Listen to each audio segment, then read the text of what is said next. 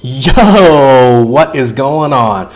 It's Mike Dury. I am the founder of Dine In Recruiting, and we're talking about how to keep candidates hooked during the interview process, right?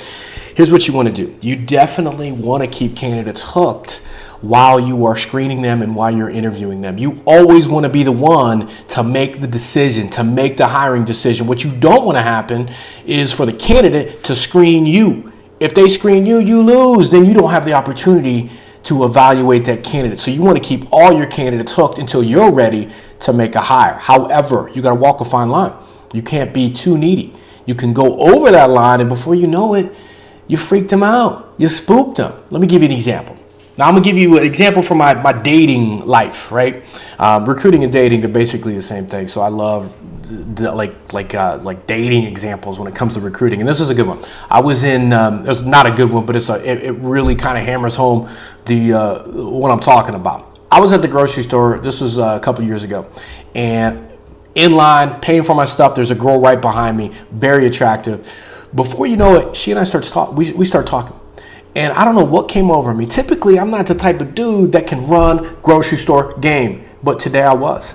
I don't know. I was possessed, and I was bringing it. The game was flowing, and before I don't know what it was. It's all a blur, man. It's a blur. But what I know is I was in a parking lot a few minutes later, and we are exchanging numbers. And I have never been so fired up about driving home from the grocery store than I was that day. I don't know if you've ever seen Goodfellas, but that scene where they're all in that bar and they're all like dying laughing, that was me. I'm driving home. I'm eating chips and laughing, and I mean it was the most fantastic 17-minute drive home from the grocery store I've ever had. I'm going to get to a recruiting point here real soon, I promise you. What happened after that, though, was the girl started texting me. I mean, she texted me like 2 or 3 times that night, and then that whole next day, one after the other, about the dumbest stuff. And so what I started to think was, man, that girl was good looking. I must have missed something. There's something wrong with her. She's too needy. So I just stopped returning her text messages, and I've never talked to her since. She came across too needy. She sold herself too hard. Don't be too needy. But I'm going to show you exactly how to do that. I'm going to show you how to, right now, I'm going to spend the next 90 seconds telling you how to sell your jobs to candidates, keep them hooked so you can evaluate them, but don't go overboard. So first off, you're going to ask them a question. You're going to probably ask them why they left their previous job. That's a standard interview question. They're going to give you an answer. They're going to say, well, you know, there was this issue and maybe this issue. You say, oh, interesting. Very good. Now, what happened was the candidate is selling himself or herself. Now, they just now volley the ball back to you. Now, you need to sell the opportunity at that point. Oh, interesting. Okay, well, here is why that doesn't happen here. Here's some things that we do here at this restaurant that are a little different that keep that from happening. You just sold you got some information from the candidate. Now you gave them some information. You just sold the opportunity. Now it's back to the candidate. The candidate now, you sold yourself. You sold the opportunity. Candidate will probably say something like, oh, that sounds good. Now you want to have the candidate sell themselves again right away. You ask them another follow-up question.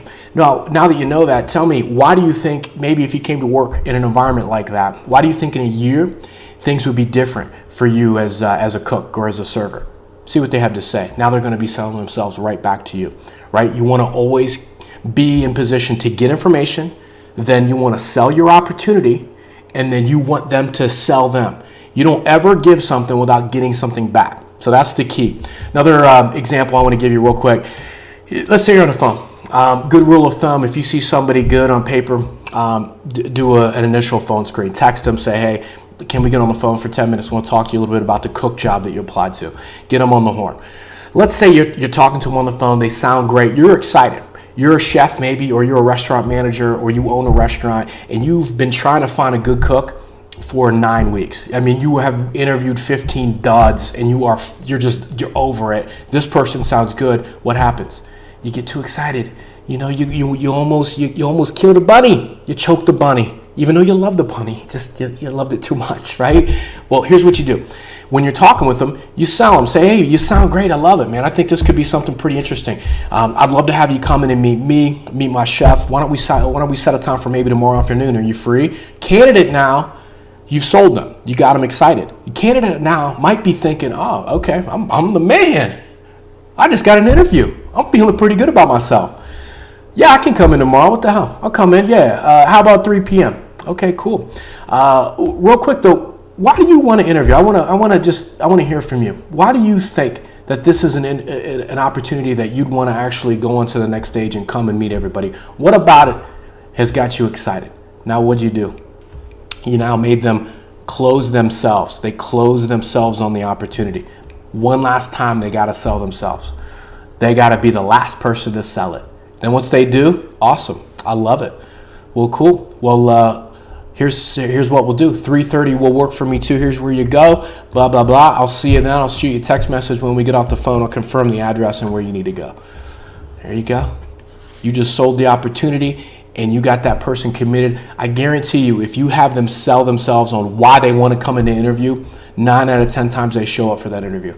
It's an old trick. A lot of sales people, appointment setters use tricks like that to get people to show up for sales appointments. So it's an old trick, and it works good for recruiting too. So anyway, that's that.